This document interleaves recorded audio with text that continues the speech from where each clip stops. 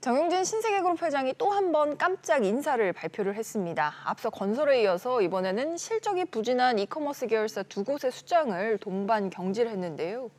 지피지기면 백전백승 그 전략일까요? 새로운 수장의 이력이 눈길을 끌고 있습니다.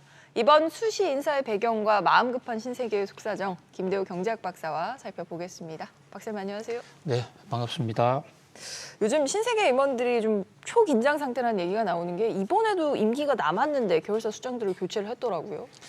그렇습니다. 이 상법상 주식회사의 임원은 주주들에 의해서 임기가 보장이 되는데 신세계그룹은 최근 들어서 임기 중에 또 취임한 지 얼마 되지 않아도 언제 어떻게 날아갈지 모른다라는 그런 공포, 그래서 파리 목숨이다라는 얘기까지 나오고 있습니다. 그만큼 이제 회사의 상황이 엄중하다 이렇게도 볼 수가 있는데요. 특별한 어떤 돌발적인 사건이 생기거나 급격하게 환경이 변화할 때는 대표를 바꿀 수도 있겠지만, 그런데 이런 식의 잦은 대표 교체가 과연 덕이 될 것인지 또는 실이 될 것인지, 거기에 대해서는 재계의 좀 이 의견이 엇갈리는 상황이에요.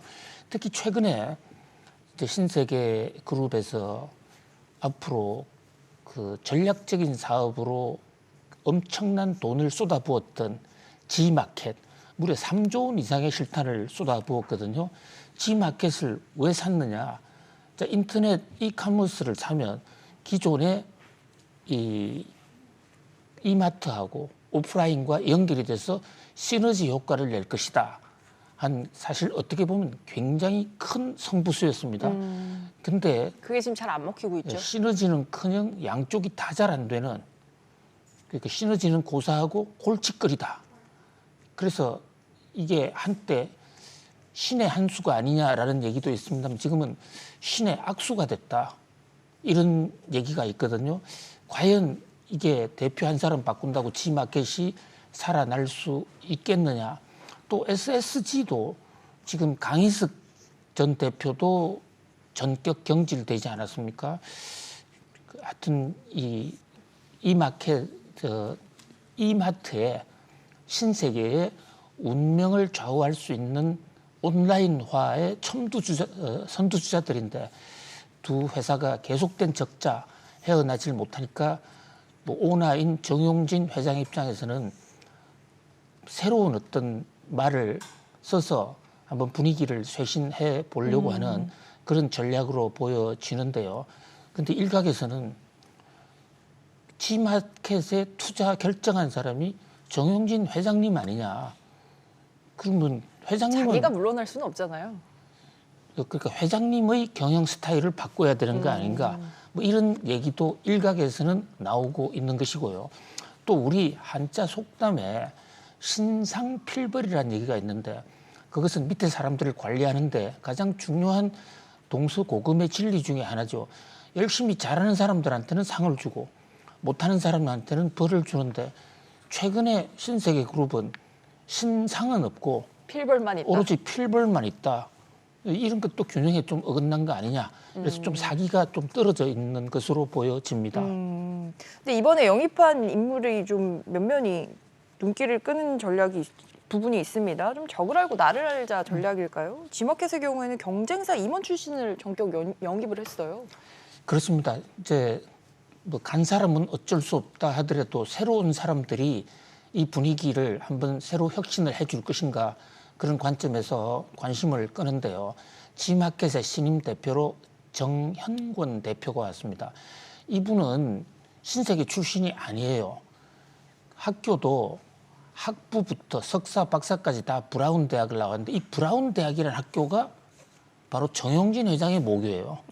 동문일까요, 그러면? 그렇습니다. 예, 동문이고 여기서 정현권 대표가 박사까지 했으니까 훨씬 더 브라운 대학의 뿌리가 깊다고 보는데, 이분은 브라운 대학 졸업하고 골드만삭스, 크레딧 스위스 등에 근무하다가 쿠팡에서 FP 부분에 임원을 했어요. 바로 이 대목 지금 앵커님 지적하시는데, 지금 신세계와 이마트가 잘 안 되는 이유, 뭐 거꾸로 얘기하면 신세계와 이마트의 시장 점유율을 엄청나게 갉아먹고 있는 데가 바로 쿠팡이거든요.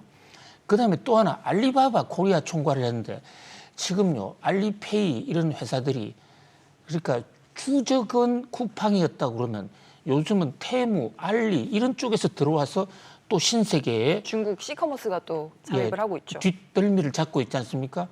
그렇다면 뭐 지피지기라는 관점에서 쿠팡과 알리바바에서 경험을 한 정형권 씨를 대표로 해서 한번 분위기를 살펴보자. 이런 전략이 받아진 것으로 보입니다.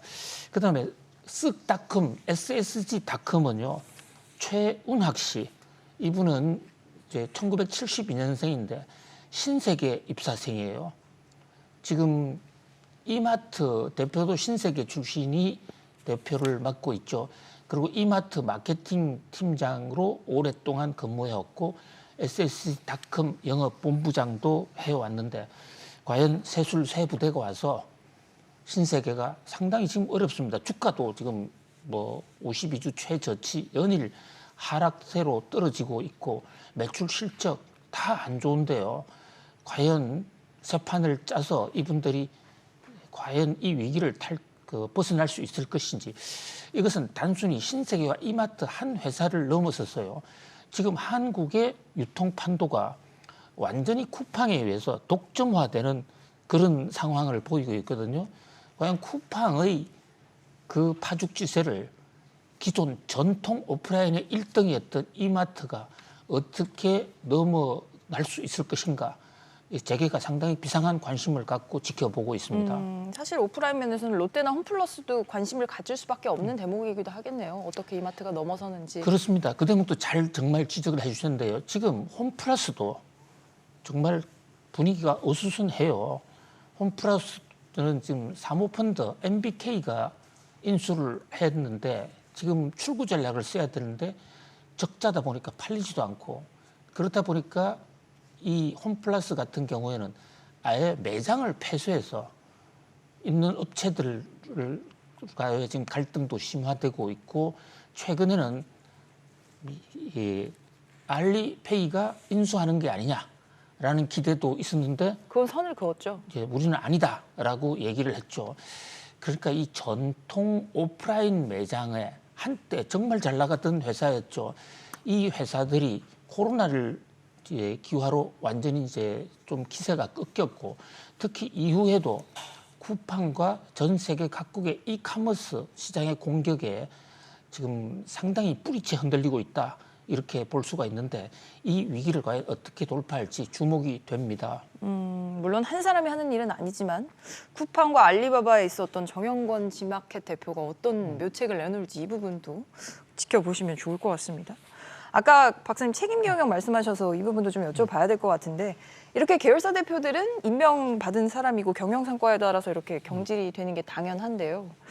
정작 정 회장은 왜 권한만 행사하고 경영에 대한 책임은 안 지냐. 그러니까 등기사에 오르지 않으니까 계속 이런 지적이 나오는 것 같아요. 그렇습니다. 우선 이제 주식회사로 상장을 했다는 것은 어느 누구도 개인 주인은 존재할 수가 없는 겁니다.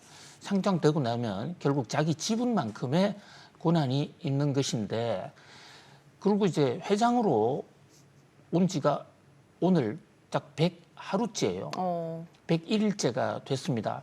어머니 이명희 여사는 건강에 문제가 있는 것인지 뭐 정확한 이유를 알 수 없지만 전혀 지금 몇 년째 공적인 자리에 나타나고 있지 않지 않습니까?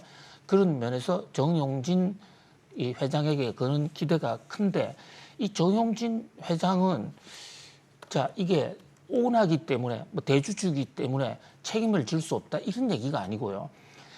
지금 앵커님 말씀하신 대로 등기이사로서 회사가 잘못되면 거기에 대해서 책임도 지고 또 그만큼 역할도 해야 되는 거 아닌가 그런 면에서 책임론 이런 나오는데 등기이사를 맡지 않다 보니까 회사가 뭐 잘못되거나 잘못된 판단을 했을 경우에 책임은 등기이사들만 지게 되거든요. 법적인 경영 책임은 등기이사들이 집니다. 네. 네. 그렇다 보니까 그 본인은 뒷짐만 지고 있는 것이 아닌가 하는 어떤 이제 비판이 나올 수가 있다. 박사님 이거 왜 안 오르는 거예요?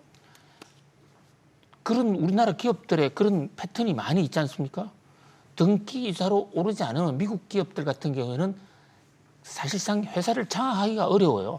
근데 우리는 뭐 실질적으로 그 이사들을 오너가 대부분 자기가 임명을 하기 때문에 이사들을 통해서 간접 통치한다. 그렇게 되면 책임 문제가 생겼을 때 이를테면 회사가 어떤 큰 결정을 했는데 그것이 회사에 손실을 줬다. 이래서 경제적 손해배상의 문제라든지 형법적, 상법적 책임을 물지 않아도 되니까 뭐 흔히 개인 회사나 오너 회사의 경우에는 본인이 등기 유사를 안 맡고 뒤에 물러서 있고 실적으로 회사를 지배하는 경우가 많은데 사실 저러한 형태의 경영이 코리아 디스카운트의 한 악재가 되고 있기도 합니다. 그러니까 본인이 실제로 회사의 주인이라면 본격적으로 회사 경영을 하든지 실제 판단은 본인이 하시면서 이제 다른 사람한테 모든 책임을 다 떠넘기는 것은 조금 뭐 비겁하다 이런 주장도 일각에서는 나오고 있는 것이죠. 실제로 이런 얘기들이 왜 나오냐고 하면 사실 정 회장이 성공시킨 부분들도 많겠지만 또 그동안 좀 아쉬운 사업들의 그 리스트도 상당히 있잖아요.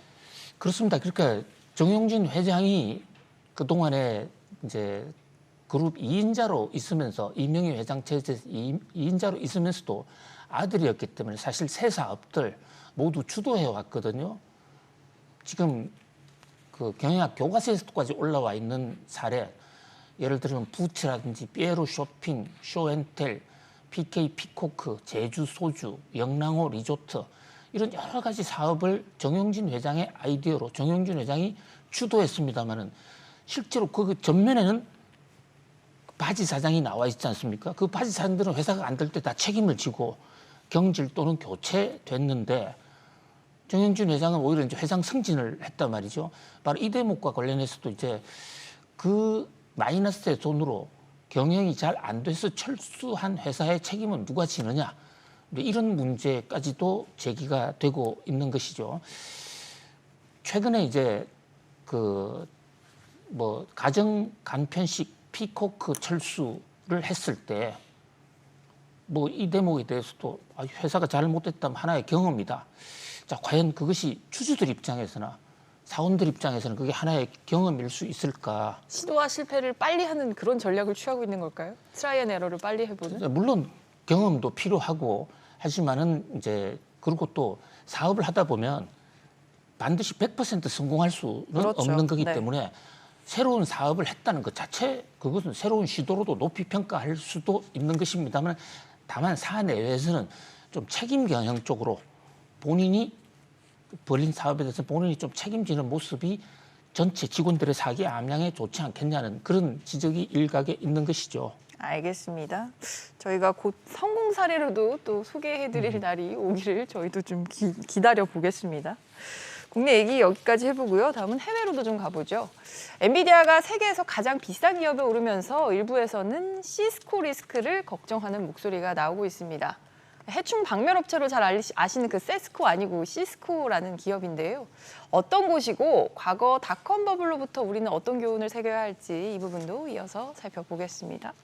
박사님, 엔비디아에서 시스코가 보인다 이런 우려의 목소리가 있습니다. 이거 어떤 얘기일까요? 그렇습니다. 이것은 뭐 특히 뉴욕 증시의 전문가들이 엔비디아 주가가 오를 때마다 그럼 시스코는 하고 같이 얘기가 따라 붙는 경우가 굉장히 많거든요. 시스코를 알아야겠네요. 그렇습니다. 예, 시스코란 회사. 자, 시스코란 회사는 인터넷 시대에 인터넷이라는 게 무선으로 연결을 하는데 무선 연결 시스템, 라우팅 시스템을 개발한 회사죠. A 컴퓨터와 B 컴퓨터가 선 없이 연결할 수 있는 그 무선 인터넷 시대를 열었다 이렇게 볼 수가 있습니다. 우리나라에서는 이 시대를 IT 시대라고 그러죠. IT가 폭발적으로 늘어나던 시대. 그러니까 많은 회사들이 무선의 시대를 막 열어갔는데 그때 무선 기기를 팔던 이 시스코라는 회사가 무선 기기를 팔면서 엄청나게 매출이 늘고 주가도 올라갔습니다.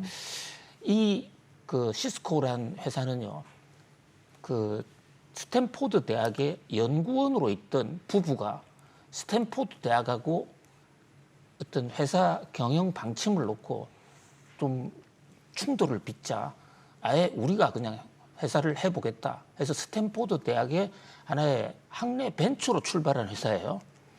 그런데 여기서 통신 부분에 이제 새로운 어떤 하나의 혁신의 길을 열었죠.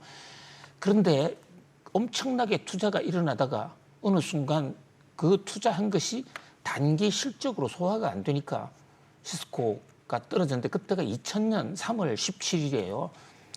1990년에 시작을 해서 2000년까지 10년 동안 엄청난 시스코 열풍을 가져왔더랬습니다. 물론 시스코라는 회사는 지금도 살아 있어요. 그런데 그 당시에 창업주 오너들은 다 떠났죠. 근데 중간에 지금은 미국의 사모펀드들이 주주로 해 있는 회사고 지금도 또 한 번 재기를 할 수가 있습니다만 그때 투자한 사람들 입장에서는 뭐 큰 낭패를 당했다. 그런 점에서 뭐 한번 참고로 볼 수 있는 것이지 시스코의 사례가 시스코가 4000% 오르고 난 다음에 떨어졌다 해서 엔비디아고도 그렇게 되는 거 아니냐라는 얘기가 엔비디아도 있지만 그 시점에 가서 떨어진다. 이것은 단순 비교는 의미는 없다고 봐야 되겠죠. 박사님 그리고 시스코도 어쨌든 10년간은 또 잘 갔다는 거잖아요. 그러니까 주가가 10년간 4000%가 올랐습니다. 아 10년간. 예, 한 주당 2불로 시작을 상장을 해서 80불까지 올랐니까 40배가 올랐거든요. 그리고 그 당시에 2000년 3월 17일 날 마이크로소프트를 제치고 시가총액 1위에 등극했어요. 그 모습이 엔비디아하고 좀 비슷하지 않습니까? 마이크로소프트도 제쳤죠 엔비디아가. 예, 이제 그런 점에서 그 엔비디아는 설립 31년이 되고 상장한 지 25년이 됐는데 엔비디아도 3,400%가 올랐습니다. 설립 때하고 비교하면 이제 조금 남았네요 시스코와 비교하면. 그거하고 비교를 하는 것은 단순 의미가 없다. 비교하면, 네. 이런 것이죠. 다만 이것은 이제 회사의 밸류에이션과 그다음에 AI 열풍이 인터넷 열풍과 과연 어떻게 다른 것인가. 또 AI 시대에 인터넷 연결 수단으로서의 네트워크 시스템과 인공지능 시대에 인공지능 학습용 이 반도체와는 뭐 단순 비교하기는 어렵지만 우리 화로 동선이라는 얘기가 있어요. 그러니까 여름에는 그 겨울에 화로를 미리 준비해야 되고 겨울에는 여름에 부채나 에어컨을 미리 준비해야 된다. 미리에 대비하자. 뭐 그런 각도에서 시스코의 바블닷컴의 경험도 함께 볼 필요가 있다. 이렇게 보여집니다. 네, 오르기만 하는 산은 없으니까요. 뭐 그런 점에서 조금 경고등의 메시지로 받아들이시면 좋을 것 같고요. 사실 이렇게 엔비디아의 앞으로 미래가 중요한 기업 TSMC도 이 엔비디아의 미래를 볼 수밖에 없는 게 엔비디아 후광 효과로 지금 시총 1조 달러 클럽까지 눈앞에 두고 있잖아요. 그렇습니다. 이 TSMC 기세 정말 무섭습니다. 사실 TSMC는 AI 때문에 떴다기보다는 AI가 TSMC를 부활시킨 데 한 부분일 뿐이에요. 그러니까 TSMC는 시스템 반도체로서 세계에서 가장 잘 나가고 있는 지금 첨단 반도체를 거의 독점적으로 만들고 있다. 이런데 그 와중에 엔비디아가 GPU까지 만들어 달라. 이랬으니 엔비디아 주가가 폭등했을 때 지금 밤사이에 엔비디아는 뉴욕이 노예 휴장을 해방일 했죠. 때문에 네. 지금 휴장한 상태에서 TSMC가 어저께 장중에 사상 최고치 기록을 세우면서 엄청나게 떴거든요. 이렇게 TSMC를 포함한 대만 증시가 지금 시가총액이 한국보다 훨씬 더 높아져 버렸습니다. TSMC 하나만도 지금 1조 달러인데 우리나라는 모든 것을 다 합쳐도 지금 코스닥, 코스피, 코넥스에 다 합쳐도 1조 7천억 달러 정도 되거든요. 그만큼 기세가 무섭다. 그런데 특히 TSMC는 그 최근에 나노 기술 이 대목이 또 한 번 또 돌풍의 주역이 되고 있는 것으로 보여집니다. 요즘 뭐 2나노, 3나노 주문을 싹쓸이 한다는데 이렇게 되면 사실 우리 삼성전자랑은 또 격차가 더 벌어지지 않을까요? 그렇습니다. 그 대목이 좀 많이 걱정이 되는데요. 지금 2나노, 3나노 삼성전자가 대만 TSMC보다 좀 더 빨랐습니다. 그런데 문제는 빠른 거하고 돈 되는 거하고는 좀 다르잖아요. 개발이 빨랐다. 개발은 삼성이 더 빨랐어요. 그런데 주문이 안 들어오는 겁니다. 어. 뭐 수율 문제 이런 것도 있겠지만 대부분 회사들이 TSMC에만 다 주문하다 보니까 3나노는 가격을 막 올려도 벌써 지금 주문이 다 끝난 거예요. 그렇다면 지금 삼성에 3나노 주문이 와야 될 거 아닙니까? 아직도 안 오고 있단 말이죠. 그래서 지금 2나노 시대로 넘어가는데도 2나노 주문도 시작이 됐다. 그런 면에서 삼성전자의 고민이 뭐 더 커져가고 있다. TSMC의 폭발적인 성장. 지금 1분기에 파운드리 점유율이 62%, 삼성전자의 무려 6배 수준까지 지금. 차가 상당히 큽니다. 네, 그렇습니다. 그런 면에서 TSMC는 점유율이 올라가고 삼성은 감소하고 있거든요. 물론 삼성도 뭐 한다면 하는 회사이기 때문에 한번 뒷심을 기대해 보겠습니다. 알겠습니다. TSMC가 얼마나 잘 나가냐면 사실 슈퍼월로 꼽히는 네덜란드의 반도체 장비 회사 ASML도 가격 협상에서 TSMC의 이야기를 들어줘야 할 정도라는 그런 분위기까지도 좀 참고를 하시면 좋을 것 같습니다. 네, 오늘 저희 코너가 준비한 소식은 모두 전해드렸습니다. 박사님 오늘도 잘 들었습니다. 감사합니다. 고맙습니다.